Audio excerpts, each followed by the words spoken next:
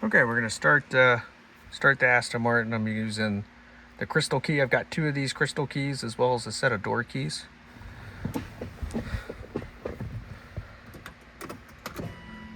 Let it do its little startup routine.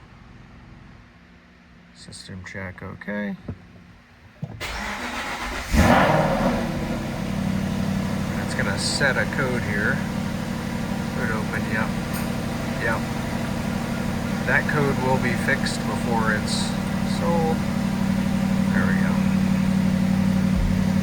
It is dead cold. I'll go outside and show you the engine, any noises before we get to messing with stuff inside.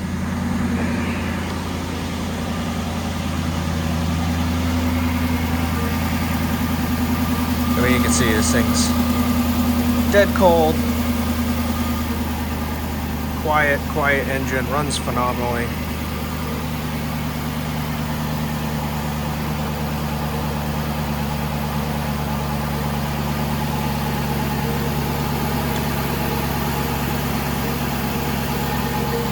Whisper quiet, runs like a champ. Let's go around and we'll hear the exhaust.